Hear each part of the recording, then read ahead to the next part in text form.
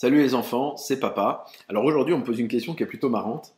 Aide-moi à trouver la femme idéale. Alors, ça c'est très rigolo comme question, parce que je suis pas Hitch. Enfin, je dis ça, mais si vous regardez ça en 2064, il se peut que Will Smith et Hitch, ce ne soient pas vraiment vos références. Mais bon, toujours est-il que c'est un film sur la séduction et c'est un coach en séduction. Moi, je ne suis pas un love coach, donc déjà, tu me poses des questions auxquelles je vais répondre dans le cadre de ma légitimité. Donc, je vais te parler d'état d'esprit, mais le reste, sur le terrain, l'opérationnel, j'ai des copains qui font ça bien mieux que moi. Je te les recommanderai.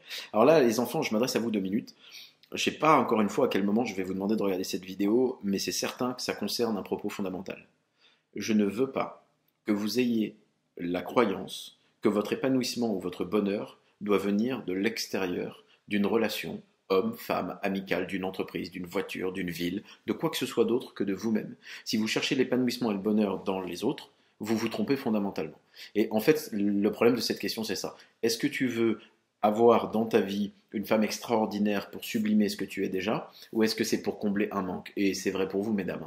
Est-ce que vous êtes en quête d'une relation avec un homme ou avec une femme pour combler un vide, ou est-ce que vous êtes épanoui et vous cherchez à avoir une relation pour sublimer la personne que vous êtes à deux? Parce que c'est ça un couple sain.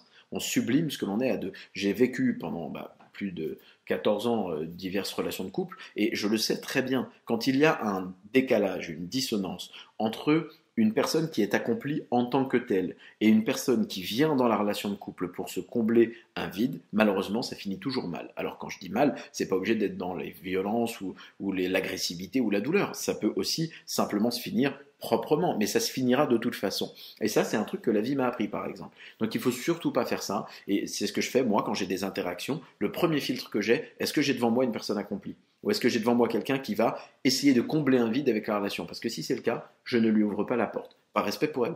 Parce que ça ne pourra pas aller de toute façon. C'est exactement comme le sel. C'est un condiment. C'est pas un fondement.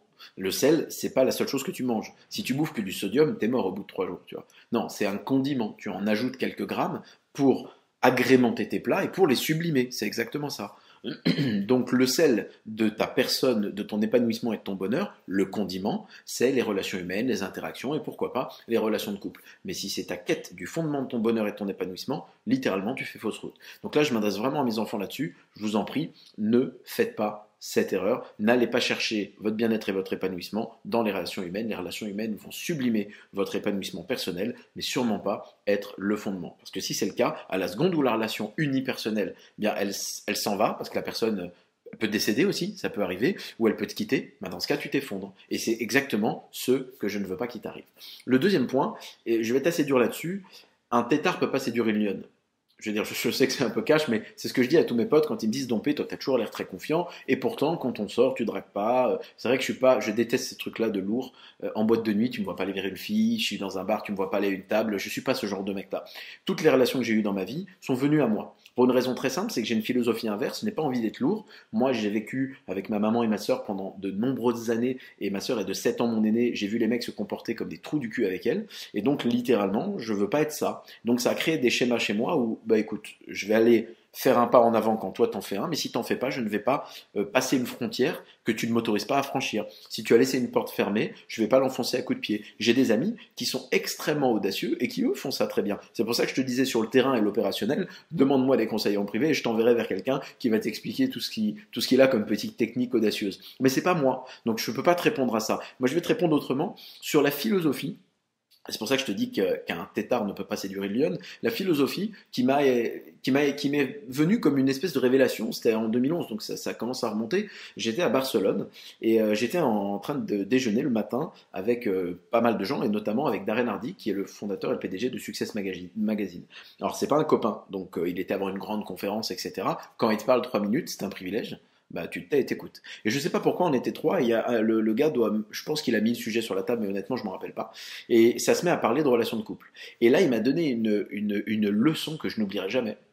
Personne ne m'en avait jamais parlé avant parce que tous les référentiels de ma génération, en tout cas la génération 80-90, c'est des émissions comme Beverly Hills, ce genre de conneries. Et je rigole pas, les référentiels et les points de référence des gens sur la notion de couple en tant que tel, pour les gens qui sont nés entre 80 et 90, c'est des séries télé. C'est pas à l'école ou dans la famille qu'on t'a appris le processus de relations humaines, la gestion de tes émotions, être à l'écoute, l'empathie. Non, personne t'a jamais appris ça.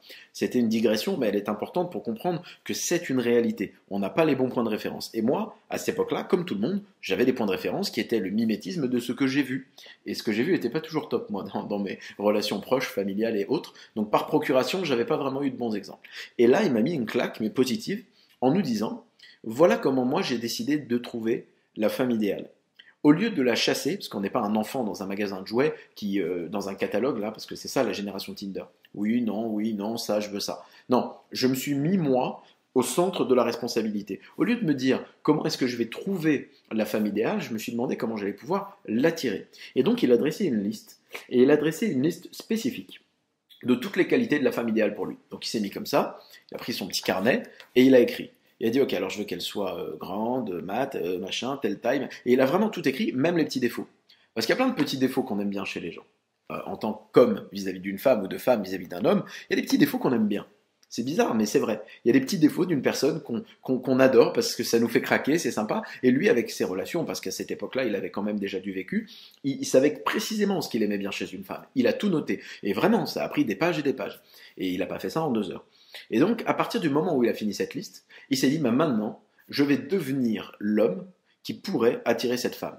Parce qu'une telle femme, elle veut quoi comme homme? Elle veut rencontrer quel type d'homme? Bah, je vais devenir cet homme-là.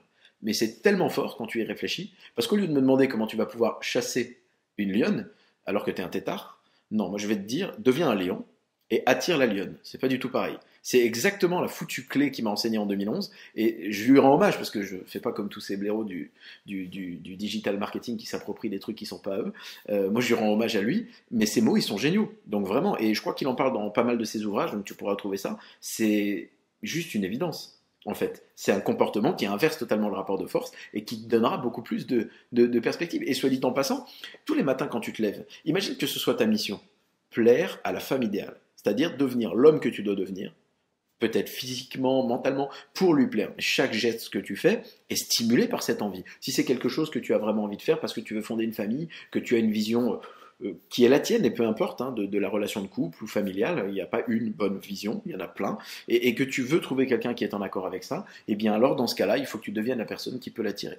Donc ça sera vraiment le mot de la fin là-dessus. N'essaie pas de trouver la femme idéale, mais deviens la personne que tu dois devenir pour l'attirer. Et tout se passera très très bien. Enfin, je te le souhaite.